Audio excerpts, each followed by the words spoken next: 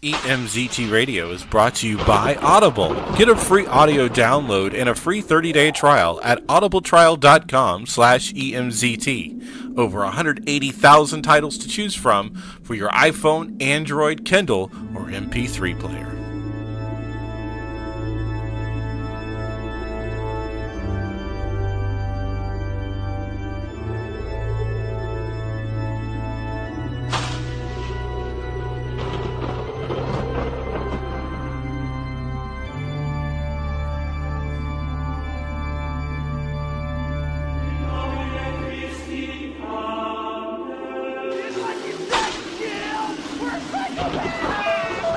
Who's in the box? What's in the box? I'm not gonna hurt you. I'm just gonna bash your brains in. No. Be afraid. Be very afraid. Hi, I'm Chucky. Wanna play? Oh, no tears, please. It's a waste of good suffering. You're staying. This isn't a democracy anymore. This is now the United States of EMZT Radio. They mostly come at night. Mostly. Welcome to another episode of EMZT Radio. I am Bane Hellborn, and I don't feel good. I'm recovering from the flu or cold or whatever the hell this winter thing is, and it sucks, and I don't sound good. I sound terrible. I did find some interesting things to talk about, but I sound funny. So MJ might have to do more of the work. And I had to miss another interview with Hilton Ariel Ruiz, which MJ did that interview, and I'm sure he did great. So, MJ, what have you been doing? Well, if you can't tell, we're both kind of sick. So, yeah, I'm sick. I'm sick too, and I've had the ick all week. And it's not been fun, so I'll just say that right now, folks. The ick is not fun. The ick is I'd rather be legitimately sick than have the ick. And that's where you just don't feel good. You have like no energy, but nothing's wrong. You don't have a fever. You don't have a cold. But the ick is horrible, people. Just don't get it. Whatever you do. Well, we got a interesting week this week. Hilton is here, and he'll be ready to go here in a few minutes, right here on EMCT Radio.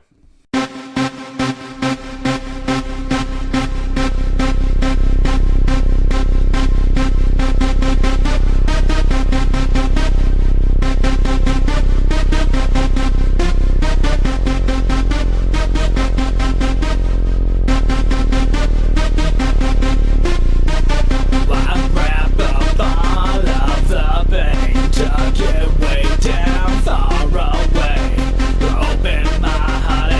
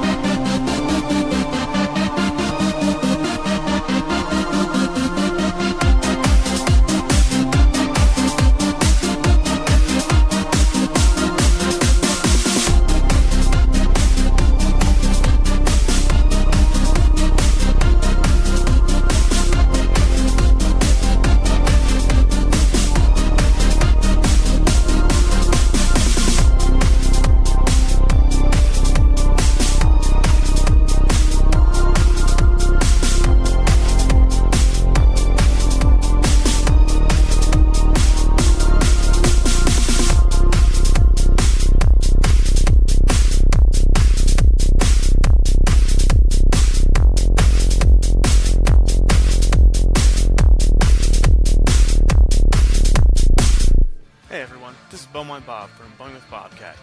You can listen to me live every Monday night at 10 p.m. Eastern at sfdradio.com, where I'm bringing you the best of the worst in cheap booze, talking bum wine, beers, 40s, malt liquor, and more. Always featuring the latest and greatest in the world of drinking and entertainment, along with some special guests. So come on down and take a ride with Bumwine Bob. If you can't be there live, you can always listen in the archives at bumwinebob.com. So sit back, relax, grab a drink, and enjoy. Cheers.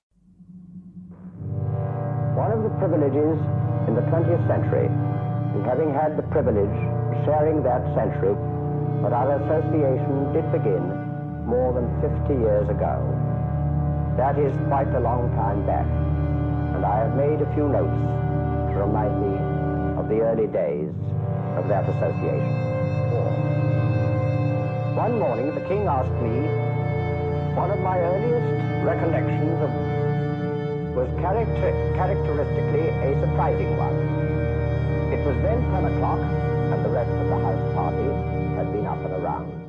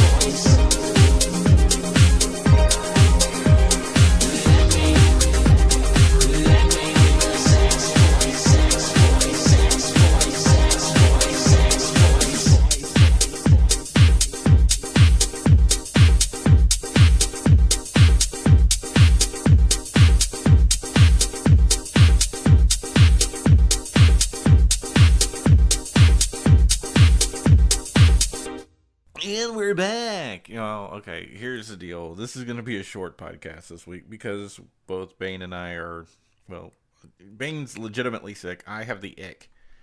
So, yeah. Get ready for fun. Anyways, I'm going to talk about this project right here. Werehouse was sent in to me, and you can send anything you guys want. Viral Films sent this to us, and of course, if you want to send anything to us, it's a mailbox at EMZT Radio or EMZTProductions.com. I get that. I always have that problem. I tell everybody, "Hey, do it at EMZT Radio," and it's EMZTProductions.us, not .com.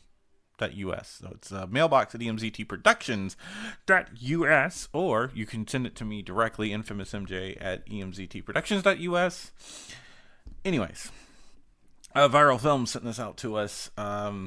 They are looking at a Kickstarter for Werehouse. Now, let me tell you about the details of Werehouse. It is a peaceful protest that erupts into a full-blown riot.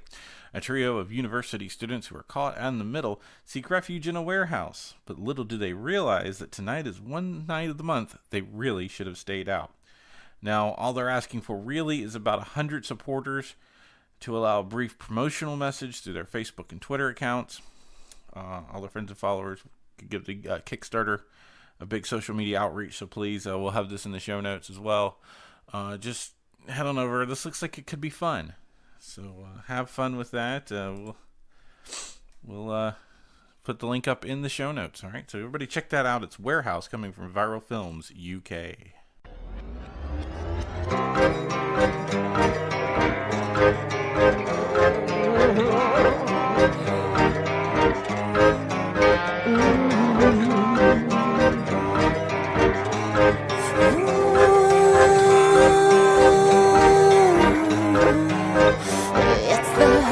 Bone setter of the prize fighter, the gat setter for the backbiter, the trigger finger of the gunslinger, the knuckle duster of the drill master, the forecaster of the blood water, the blood water for the grave digger, the backwater of the free racer, electric motor in a dumb waiter, electric motor in a dumb waiter, a funeral mute,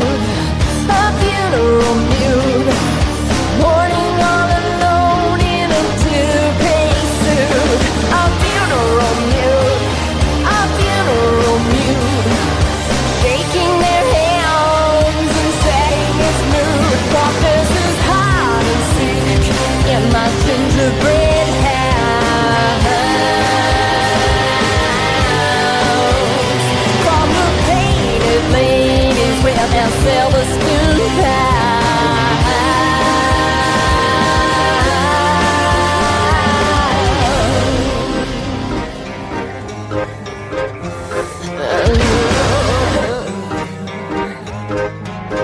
And it's the backwasher for the toastmaster, the back scratcher for the grandmaster, the translator for the great dictator, electric motor and a dumb waiter, a funeral mute, mourning all alone in a two-piece suit. A funeral mute, shaking their hands and setting his mood. But this is hide and seek in my gingerbread house. From the painted ladies with their silver spoon pies, but no one sees the tear he painted on this pen of mine. I'm biting my tongue and biting my time. You don't need me to help you start to cry. Third fire.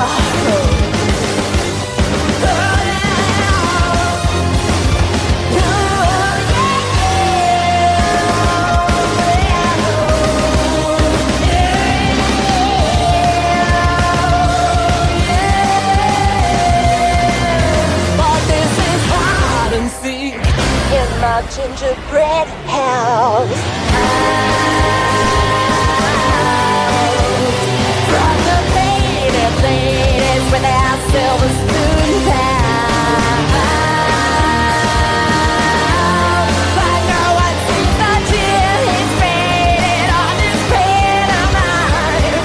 I'm biting my tongue and biting my time. You don't need me to help you start to cry.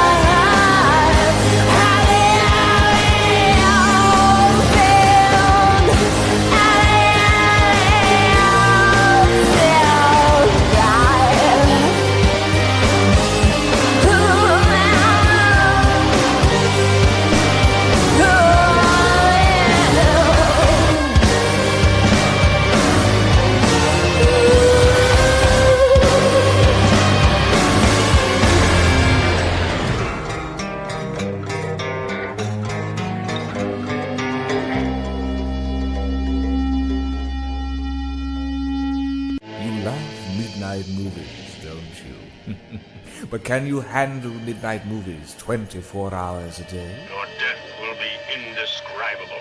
Find out on Black Flag TV. The first viral television on the web.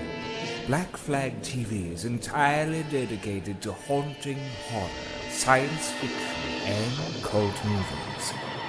Broadcasting live 24 hours a day, obscure independent movies and classic horror. Make Black Flag TV your sanctuary for the horror genre. They're coming to get you, Barbara. Visit us now, blackflag.tv. From the-line-up.com, 5 terrifying encounters with real-life haunted dolls. Possessed dolls are creepy. Just think about Chucky and Annabelle, for example. Both will give you nightmares for weeks. Between chasing you with a knife to cursing you with demonic forces, both dolls are not to be messed with. But dolls from the movies aren't the only ones to be feared. These real-life encounters with possessed dolls will make sleeping at night much more difficult. Annabelle. You might know her as the sinister doll from the movies The Conjuring and Annabelle, but Annabelle is more than just a film star. She's real and looks nothing like depicted on screen. Locked up inside the Warrens Occult Museum in Connecticut, the large Raggedy Ann doll is kept far away from the public for good reason.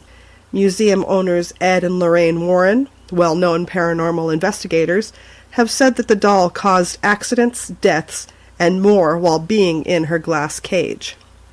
I read somewhere that Annabelle does not like to be made fun of. I'm looking at a picture of her in her glass cage, and there is a sign that says, "Positively do not touch." Robert the doll. Named after his original owner, Robert Eugene Otto, a local artist in Key West, this doll is said to be cursed by voodoo magic from an angry servant once hired by the Otto family. Robert the doll, who is decked out in an old sailor uniform, apparently mutilated other dolls, moved on its own, and looked out of windows at other neighbors. The doll can now be found at Fort East Martello Museum in Key West, where it's on display. Harold the haunted doll. Most known for being auctioned off on eBay, Harold the haunted doll has been studied by many paranormal researchers, including those on the popular television series Ghost Adventures. This very worn-looking doll has caused harm to its different owners, making them sick or hurt by simply looking at them. Bebe. One of the many haunted dolls at paranormal investigator Janice Poole's California home, Bebe is known to do some strange things. Poole claims the doll has moved on its own and laughs out loud, but that's not all. The doll's green eyes have also been known to stay locked on a person while in the same room. Ooh, that is creepy. Mandy. An eerie baby doll that once kept her owner up all night with her painful cries now resides at British Columbia's Kesnell and District Museum. The bonnet-wearing baby with cracked face supposedly moves items around the room when left alone. It's also said that this doll is capable of walking and changing positions. And just a warning, do not mess with any haunted doll. You're just asking for trouble. and you're listening to EMZT Radio. Irreverent, obnoxious, and very hateful. If you like your horror movie reviews full of snark and humor, then you'll want to watch me, Andy, the Bohemian Celt, on From Zen to Zombies, exclusively on YouTube.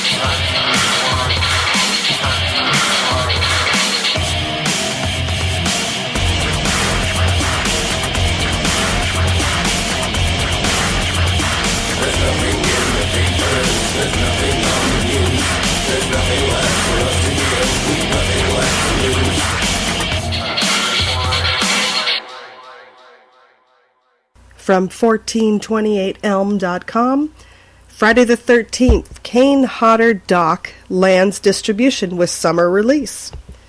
After playing conventions around the world, masterfully macabre entertainment to hell and back, the Kane Hodder story is coming this summer.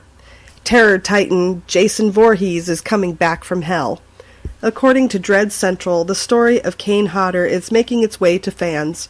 After debuting at legendary Fright Fest convention last August, To Hell and Back, the Kane Hodder story is coming this July.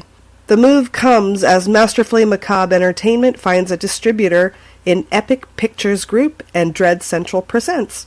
Currently, there's no word on if it will be home video only or get a limited theatrical release. Here's what director Derek Dennis Herbert is saying about bringing the documentary home. Quote, Dread Central Presents is the perfect distributor to release our film To Hell and Back, the Kane Hodder story. Because of how ingrained Kane Hodder is in the horror genre, the passion and dedication of Dread Central through the years is exactly why they are perfect fit for this horror-adjacent human interest documentary. End quote. Herbert, who made the film with longtime friend and producer Andrew Barcelo, goes on to elaborate on how the doc came to the screen. Quote, Making this film was a labor of love that took nearly 2 years of filming to complete, but we're very proud of the results and know that audiences worldwide will love Kane's story of overcoming bullying, a horrifying burn accident, and building his career from the ground up. I hope fans will see what it took for Kane to become the man he is today, and help them with similar struggles in their own lives. It's always easier to get through something when you have someone you admire in your corner, and that's what Kane does in this story. He is raw and rough and gives you a film that you'll be laughing, crying, and cheering throughout. End quote. They say everything happens for a reason. Transcending the average horror documentary, To Hell and Back gives viewers a look inside the career of Hodder, but so much more. If you don't tear up a little your first time through, you're not human. And there'll be more information to come, including about artwork, special features, and of eventual Blu-ray. And as soon as I know, you will know. And you are listening to EMZT Radio. The show that puts the story back into history.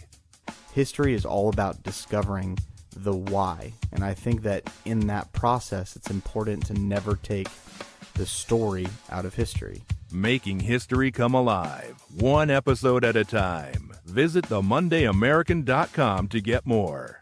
Dive into The Monday American. Don't worry, we'll be gentle. EMZT Radio is brought to you by Audible. Get a free audiobook download and a 30-day free trial at www.audibletrial.com/EMZT. Over 180,000 titles to choose from for your iPhone, Android, Kindle, or MP3 player. For you, the listeners of EMZT Radio Podcast, Audible is offering a free audiobook download with a free 30-day trial to give you the opportunity to check out their service. That's audibletrial.com/EMZT. All right, here we are. Hilton Ariel Ruiz. Good evening, sir. And good evening to you, and thank you for having me on your show. Absolutely. Now, the last time you were here, as we talked about off the air, but the last time you were here for Zombie with a Shotgun, just like our guest last week, Mr. Kyle Hester, and now you're back again, a repeat offender. Sounds good. Absolutely. Yes, I remember here for Zombie with a Shotgun, and just give an update to your audience there. Zombie Shotgun was going through long post-production. We had to do some reshoots, but now just for an update, we are 95% on the edit. I think in a week or two we're completely locked. We have a lock picture, and that will be going to the next phase of post-production, which of course would be a little bit of visual effects, and then we get into music and composing, and then we're almost over there, and a couple more other things there. But I would say the tedious and hardest part is, you would say, done. Of course, shooting the project during production, and then, of course, editing is always the tedious, takes the, longest. And so we're there. So we should expect Zombie with a Shotgun to be coming out shortly. Awesome. So definitely be on the lookout for that, guys. We talked about that a lot. We were extremely happy to get behind that project, and so definitely check it out when it comes. But you're here for another reason this week, and that is your web series you got going on, 6666. Tell us a little bit about it. Yes, absolutely. It's very interesting. I had started the web series during the time I started the Zombie with a Shotgun series. And what happened is Zombie with a Shotgun, of course, picked up and got very popular. And then we, went with it. And then we came back to 66 because a lot of people was very intrigued by it. They wanted to know a little bit more about it. And so during that time, I said to myself, how can I make this a little bit different compared to the other web series that we have out there, horror web series? So I said to myself, let me design a web series that has different stories, but on the same theme. So we every episode had a different story, but basically about this evil entity that was born on 6666. And by little of each episode, you would find out a little bit more about the story. So you would watch and say, okay, who is this guy? Who's this person? Who's this evil entity? Why is it, killing people or just making people evil? It made just to make people intrigued. So I said to myself, I haven't seen anything out there. Maybe I'm mistaken. Maybe there is something out there. But again, I wanted to design a web series where, we would have a different story, different actors, and it helped me to also, craft the tool that I'm doing, get more experience on what I'm doing, and it helps out working with other actors and helps out with other actors to showcase their work. So we created the three episodes, and believe it or not, we have a fourth episode. We're going to be working on that probably like in maybe after a month. I think once we get over the big hump of Zombie with a Shotgun, we're going to go to that fourth episode that we had finished. And again, that's basically the premises of the whole thing about this evil entity that was born on 6/6/66, and there's these stories is about who's this person? Is this person? Why is this number or this special date matter? There's many other millions of people born on that date, but why this particular person is born this date? So watching the series, you get to know a little bit more about the story. All right, cool. So where can people find this exactly? Are you doing this on YouTube? Yes, I'm doing it on YouTube. You could find it at 6/6/66, this series, and you could watch the 3 episodes. And also, we also like other, we're on also Twitter and all the social media outlets, usual suspects. And we also on creating a little bit buzz because we do. Again, the 4th episode is done. So that's already done, ready to go out. It's very, like I said, in a month, we're going to get to it and start editing and getting out. But we also are created a featured film about it. And, the story's been out for a couple of years, and we've been trying to get it out there for a while. And there's a lot of people that was very interested, such as, investors and producers that wanted to come on board. It just never connected. You know how it is in the business. Oh, yeah. Sometimes you feel like you're really close to getting somewhere, and then it just falls apart. But we always had a script. We always had a story on 6/6/66. So, friends, of course, shooting many projects and having a lot of friends, they were like, hey, you know what? Let's just get all together and try to figure out a way how we can raise some money and get this project going, and see if anything could click with actors and producers and everything. So, yes, right now we've actually did some test shots. And we are, trying to get the look and the feel of it and get the characters and the story. So we're already about to, shoot this project anytime soon. We're waiting about, again, a lot of this also, this weather here in New York City is just really brutal. Especially, I believe. Once it gets a little...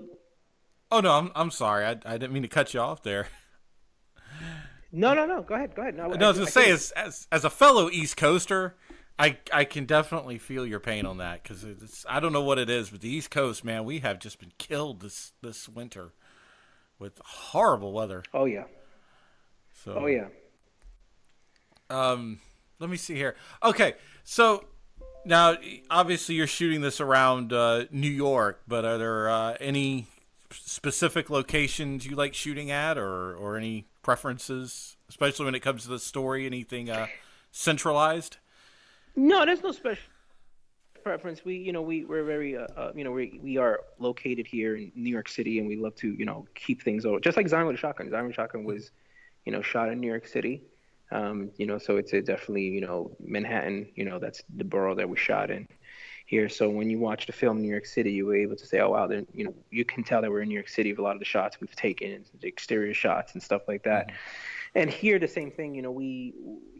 I feel and I really truly believe that one of the to take advantage of one of the greatest skylines in the planet, which is New York City.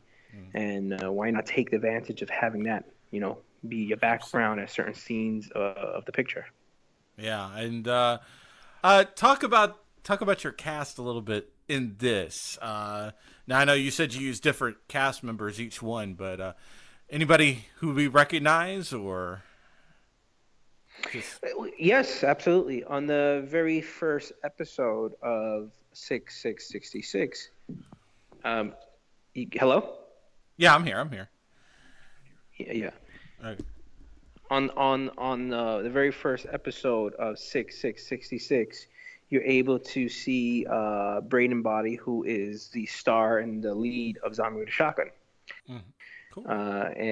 And very interesting. We clicked very well because of him doing that very first episode and doing Zombie with a Shotgun first episode. And I'm like, what, this is, we made such a good team working with each other, and he knew exactly what I wanted in certain scenes and parts, and it went very well with him. So it was a pleasure always working with him. And as you know, he is our zombie guy. He is the lead also on the feature film Zombie with a Shotgun. So those are the people that you will only recognize if you're a Zombie with a Shotgun fan. anybody else besides that in the film on those 3 particular episodes. No, that's the only person that you would recognize if you're a Zombie Shotgun fan. All right. Anybody you want to give, especially when it comes to the cast, anybody you want to highlight or maybe an up-and-coming actor that stood out or something? They all stand out. I know it sounds very just cliches for me to say that. I think that I think a lot of the actors, and a lot of times when I cast a lot of cast actors, I give it to them. I think acting is definitely very difficult. I would never do it. It is so hard, because a lot of times, you could be really the best actor out there, but you don't look the part. Sometimes, you can say that's not fair, but that's just the way that the industry is brutal like that. And it's very hard. It's so hard. And I obviously, if you see the 3 episodes and you see my other episodes, you see I worked with many actors, and time after time, work with them. I respect it because a lot of talent comes through my hands, casting, and then you get to see the headshots and stuff like that, and you're like, what, this person is also really good. And then you try to juggle who you're going to choose and why you're going to choose a person for the right part. You start to feel like, wow, it's a brutal competition out there. And the actors that do it, I give it to them because it is hard. It is very, very, very hard. And again, a lot of the actors, they went on to do other projects and stuff like that. I mean, I'm pretty sure, there's some actors that I've worked with that people has told me that, wow, this guy is really, big. And matter of fact, I think one of the episode 2 is 6666. The gentleman who plays the photographer, someone called my attention that he is now a really huge Broadway star, and he's upcoming with a new TV show. Yeah, and I looked him up. I'm like, wow, it's true. So, better for me, right? If he Exactly. So So his name is actually Robert Galansky, and he has this whole one-man show off Broadway. I think he's doing a whole tour. But I've read through all. I looked it up, and I see all articles are saying how this is an amazing show, sold out. He's going everywhere, he's touring around, and they are talking about doing a television show of his one-man stand show. So nice. That's some things, like I said, if I would look back and look at all the actors, I'm pretty sure a lot of them are doing, things that are very impressive, big things, and getting to the next level. But it's exciting to work with a lot of actors, and then you get to see some piece, when you look at television, you're like, oh, I work with that person. That person was in my film. It's always cool. Are you doing any crowdfunding for this project? I think I think at the very end, probably to finish the project on post-production. I'm not sure yet because, I don't want to let the let it out, but I guess I will. I really would like to concentrate on a new crowdfunding for the sequel of Zombie with a Shotgun. So I don't really want to exhaust my fans, exhaust my my potential investors that would come in and say, oh, I just invested 66, now you came with Zombie with a Shotgun Part 2. So I'm thinking of that. I had to strategize it in a way what works, what not to push it, and I have to really think about that to see if it's worthwhile to go to two different campaigns for 2 different films, or do I just go all out for one campaign, which would be the sequel of Zombie with a Shotgun. I guess it all depends about how much money at the end. We run out, but figure out how to do it. Yeah. Now, is the sequel already written? Or the sequel is, I would say, semi written. We've had. It's funny. I've been talking actually to Braden, who is the lead actor. Yeah. I talked to him last week, and we were spitting ideas because I had told him, you just get these ideas. I say, listen for the sequel, and I said, listen to this idea. So these, a lot of things that I've outlined, I just wanted to see what he would think. And he was like, oh, he was great. So we was bouncing ideas, but yeah, I would say I have an outline. I think, what I'm waiting for is Because, believe it or not, when we did Zombie with a Shotgun, I had about 4 different scripts. And of course, it had to go with what kind of money we were going to have at the end of the day. And, there is the comic book script. As you know, we have comic books, the second comic issue just was released yesterday. And so there is the comic book script. Then there is the script that, of course, we did, and that script was like the lowest budget script money-wise. And then we have another one that is the high budget script to the low budget that we shot, and another script we have. It's just basically was episodes, and we was planning to do about 20 minutes to half an hour episodes.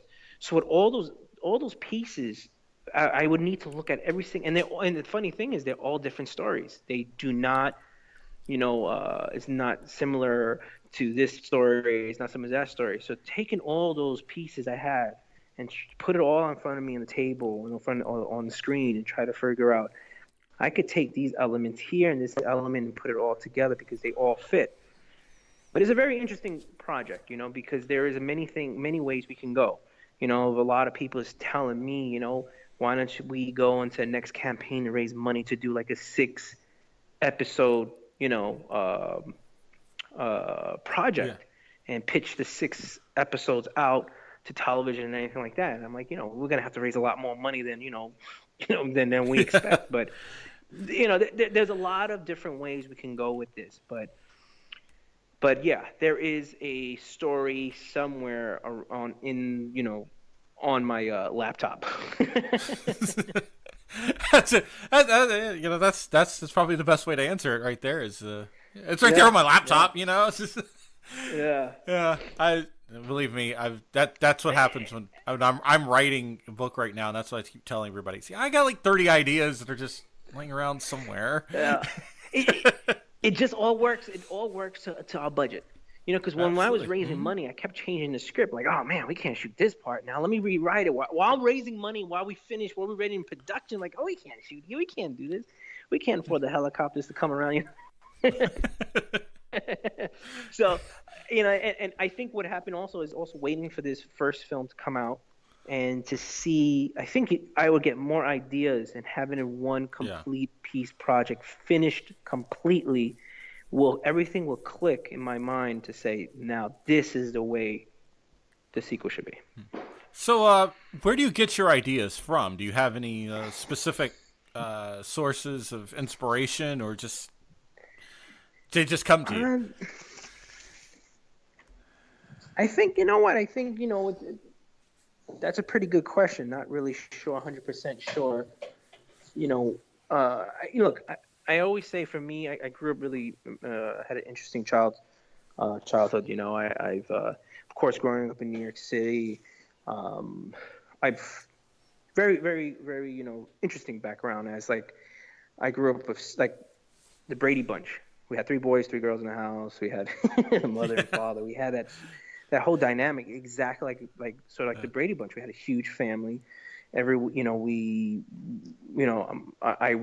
lived here in Chinatown, Manhattan, Lower East Side.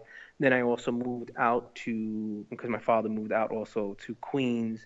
Then he put me to a school with primarily all Jewish kids. And then, I'm a Latin guy going to, school with Jewish kids and learning all the songs from, for Hanukkah and stuff like that. Then I was transferred out to go to public school, an urban school, and then from there I went to a freaking all Catholic school with many other Catholics. So I was always, and I think that's what helped, having friends all from those certain ethnic backgrounds. And to this day, I have a lot of friends that I still went to school with. So being here in Chinatown and hanging out, going to my Catholic school, hanging out with my, my really good Italian friends and hanging out with the family taking me in, and then going, school with my Jewish friends, and, I still have wonderful friends with them. And, and I was always accepted into families. And I was always the person that families say, oh, just come in. And all those stories that I've taken from growing up in childhood from all these backgrounds, I think is amazing. I got to see all different types of cultures, and I think that's what part of New York, being part of New York City, especially growing up in the 80s, just crazy time of the 80s was just really, a big, it was a New York moment every single day. Oh, absolutely. Now, it's very rare to find a New York City moment, believe it or not. It would take about maybe 2 months. And you're like, you know what? That was a New York City moment. But when growing up in the 80s, it was practically every day. You were like, that's a New York City moment.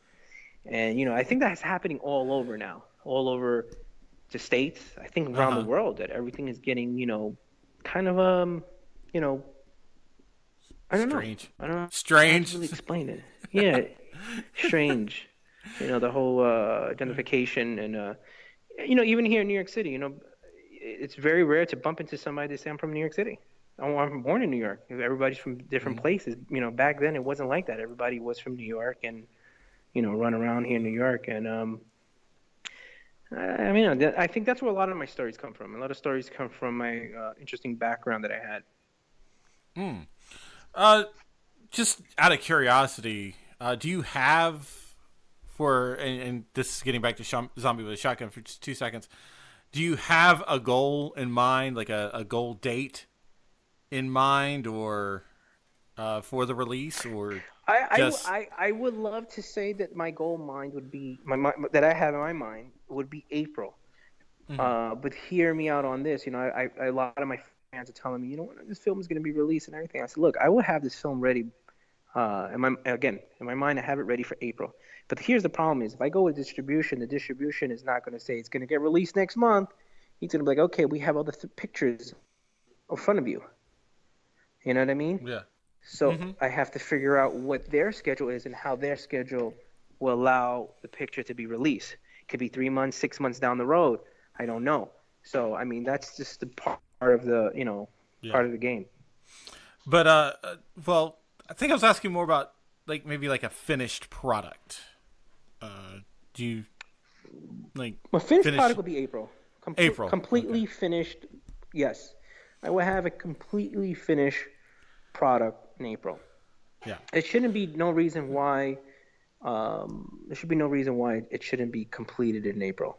Like I said, we are a week to 2 to have a complete lock picture, and then from there, just those are, to me, of course, shooting the project and the pre-production, production, those are the hard, of course, and then the very beginning of post-production, which is the editing, is always like, it's just putting all the plus the fact that there was a lot of things that we had to go back and we didn't have, when we raised the money, we shot what we can shoot with the monies that we had. And remember, I'm not sure if you followed it, I had to open another campaign to raise more money. Yeah, so we had to raise more money, and then last year we raised more money, and then I think we shot in May. We shot some scenes in May. Then we came back. I forgot what other. I think it was the following month, or I think it was June or July. We shot another scene that had to be in the film. I scrapped up some money, shot another thing, and then we were completely, finished. There's pickup shots that we have to do anything, but as scenes in the film, that was a problem. That's why there was such a delay in the film. We did not have. Now the film would have been already done if we had all the money to shoot every single thing in the script. The film would have been done. And I understand, a lot of fans don't, they don't know the whole story. And a lot of fans, when's the film going to be completed? And they don't know that side of the story that we didn't have money to shoot the whole film. We weren't financed by any studio, financed by one big investor that was able to say here's the money to shoot your whole film. And that summer that we shot the film. Yeah, and see that, and I think that's a good reason why we like to have people back on, just so you can give those kinds of updates and that way at least everybody's going, well, at least he's not screwing us, and that's what we love about people coming back on is at least they get a chance to tell their side of the story, what's going on, why things are where they are. So yeah, no, thank you for giving me the opportunity to let people know that, there was things in the campaign, people, where's my stuff? So, that was another thing that I did. I know a lot of people who put monies into the campaign. Mm-hmm. I decided to, hey, you know what? I know how it feels. You invested money in the thing. So what I did is I gave everybody their perks. They order a shirt, a poster, a postcard. Of course they get the credits and everything. And mine's on the back of my car right now, actually. Oh, that's awesome. It's wonderful. I couldn't believe how many people sent me photos of stuff that they put on the cars, and it was great. So I send it out to everyone to let them know, hey guys, it's real. The only thing you guys don't have is the people who bought the DVD / Blu-ray / stream video. I said, now, it's not done obviously, but everyone has all their perks, and once this is done, everybody that ordered the DVD / Blu-ray / stream is going to get it. That's the next thing. But obviously the film is not finished. So, but and a lot of people did understand. I did get the majority of the fans is like, they were happy. They got their perks in the mail and everything. They're like, thank you, and we're behind you, and we just can't wait till the film's done. Absolutely, and I think in the end that's really all they want is just somebody tell them the truth. And I think that's where some of these campaigns just go absolutely off the rails. Is okay, well, yeah, you did something here, but you didn't follow through on that part. But at least if you come back, you tell them the truth. Hey, things get a little bit off the rails, or we ran out of money for this, that, and the other. People understand that. I think in the end, that's all they really want. So that's why we love having people like you on. Yeah, no, absolutely. And I've heard many stories. I've never took the time to research and to figure out campaigns that did not come through for fans. Mm. I did not do the research to go deep to know that there are a lot of projects out there. I'm pretty sure there is, but I've gotten a lot of fans that told me that they had invested in particular projects in the past and they never received anything. Yeah. And that's one of the risks they take as investors, because of course going into when you hear the when you read the fine line on some of these campaigns, they say they're not responsible. You're taking the risk to be able to give the money, and don't take it on us, or the person's raising, because it even says in that fine line that they may not be able to do the project with the money. So, right, I totally understand. Absolutely, exactly. And I think in the end, that's all, what everybody wants is just the truth. But, okay, well, just tell us where we can find your projects. I know you got the 6666 going on, and Zombie with a Shotgun, and all that, and anything else you're working on right now? I mean, there's always, as a filmmaker, as an artist, there's always projects you're working on. Because there's always things that's boiling, and you just how you keep an eye on it. You just keep an eye on it, and saying, okay, I'm having this little boy, and how it is. Also, there's times that there's a project that came to me not too long ago, and these people are interested to do this project there's a script that I wrote, and it was circling around, and it's gotten the buzz of producers and everything, and I'm like, don't get me wrong, it's a good thing, and they're interested, they want me to shoot this project, and there's producers that's coming on board, there's investors that want me to come on. So I'm like, oh wow, this possibly could be real, so I have to always prepare for stuff like that that's real. And so I mean, as of right now, those I don't want to talk about the other project that's boiling, but as of right now, I'm concentrating to get Zombie Without, like I said, in April. It should be already completely done. 666, of course. I'm going to be releasing the 4th episode really soon, and we are going to shoot this feature film very soon also. We raised some monies to be able to do the film.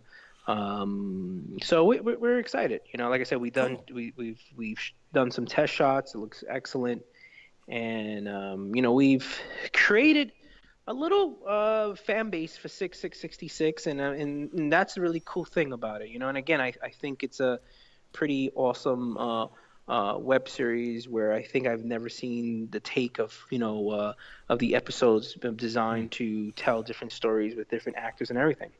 Nice. I mean, we see it on big TV, of course, but in a web Right. series horror, I don't think we've seen it. Yeah, I think you might actually be right on that.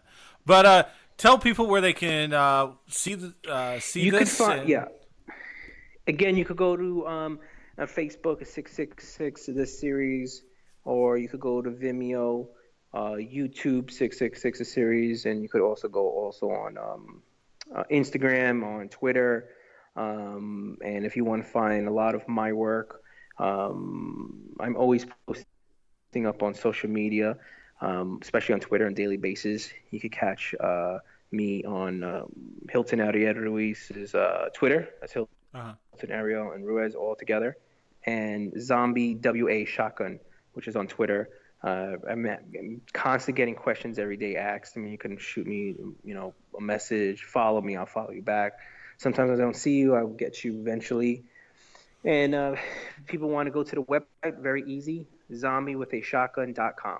And there you can see all the updates of what's going on in Zombie with Shotgun. You get a little bit of the story.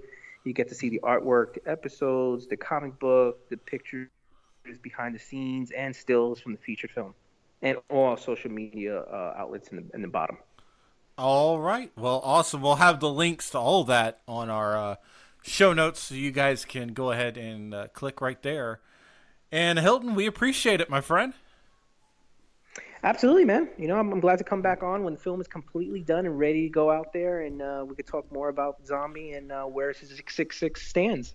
All right. That's awesome. Definitely. You know we have that open door policy for just about everybody. So. Excellent.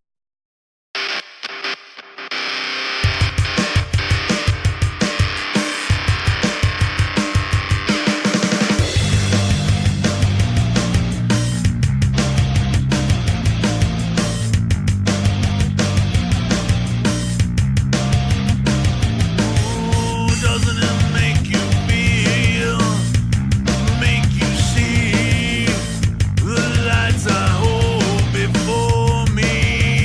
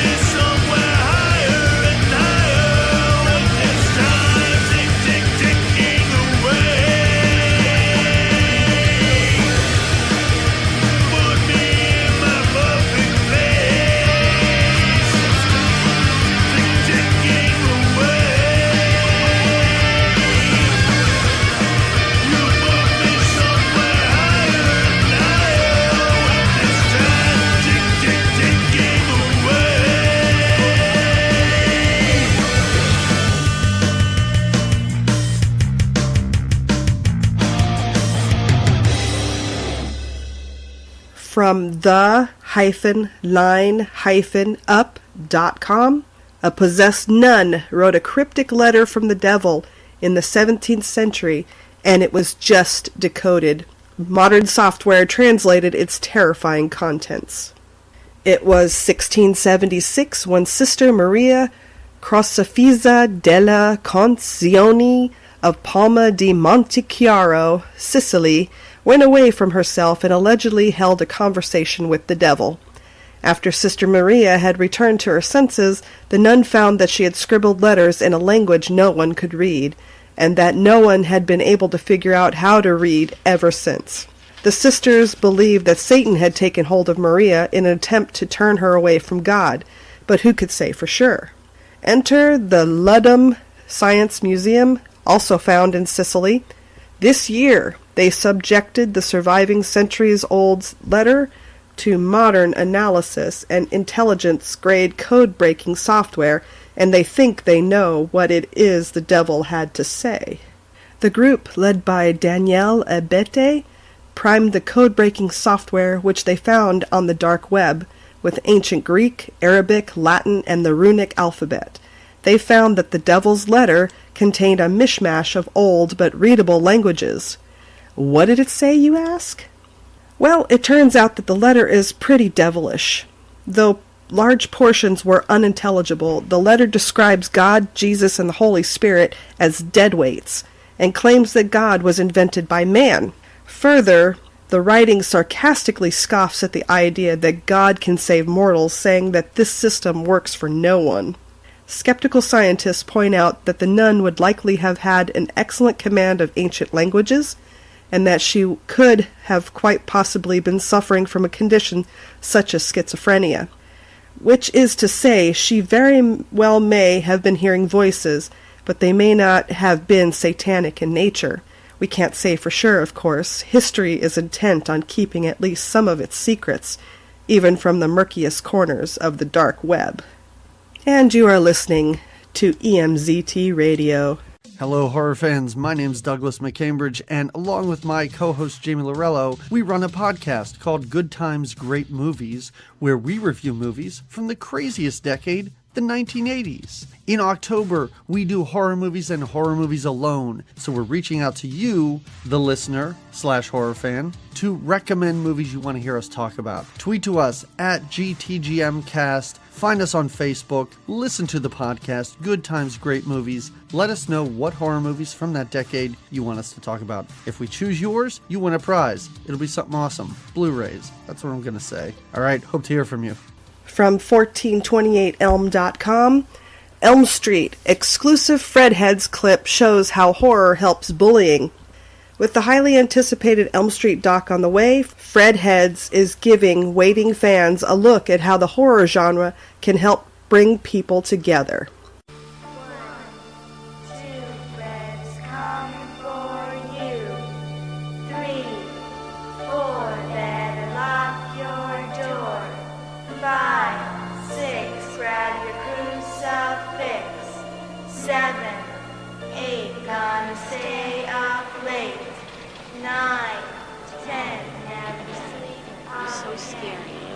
A nightmare on Elm Street can actually end a few nightmares. Being bullied can be hard. Good thing Freddy never sleeps. In an exclusive clip from Dread Central, the upcoming Fredheads documentary is teasing fans by showing the best side of horror. Featuring a die-hard Elm Street fan and cast member, the clip is a touching look at how horror can help those being bullied and save lives. Ready to have Venn and Northgate Pictures play with your heartstrings? Pop a few Hypnocil and check out the clip, featuring the emerging author and true Fredhead, Anthony Brownlee. I dreamed about a guy in a dirty red and green sweater. Nancy, you dreamed about the same creep I did. As for Fredheads itself, the doc is still developing, but very much on the way. Last year, the crew filmed at a few notable conventions, with more filming set for this year. While it's been a while, it's important to understand the project is being handled by a small group of people. Taking time is worth it. After all, this is by the people, for the people, and soon the people's dreams are coming true. This guy, He's after us in our dreams. To support Fredheads, visit their Indiegogo page to help the film become reality. We'll leave a link in the show notes so you can click on that and give to this project. And you are listening to EMZT Radio.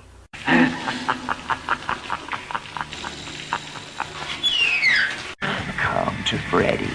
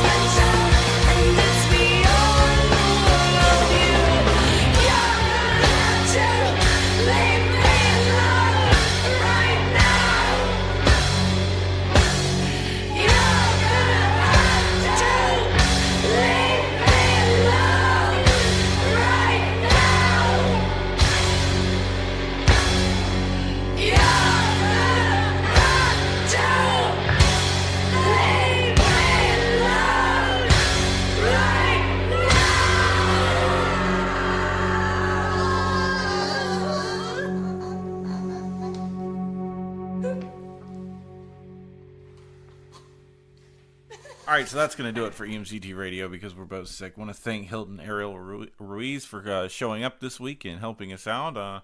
Hopefully we don't get you sick, Hilton. He'll be back in April to talk a little bit more about Zombie with a Shotgun.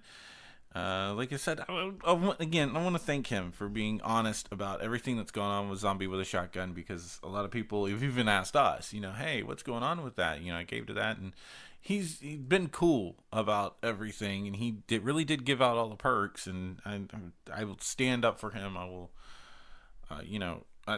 anything, I'll defend him to the hilt in that, because he is a good person and legitimately an awesome dude. So Hilton, huge props to you, my friend.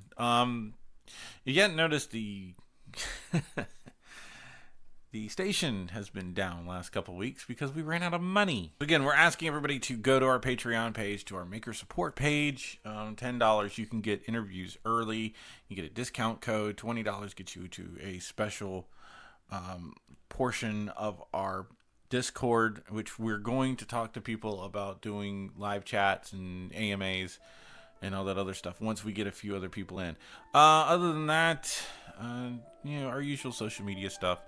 Hopefully we'll have the station back up and running in the next few days, weeks. Just depends on the money situation. So help us out if you can.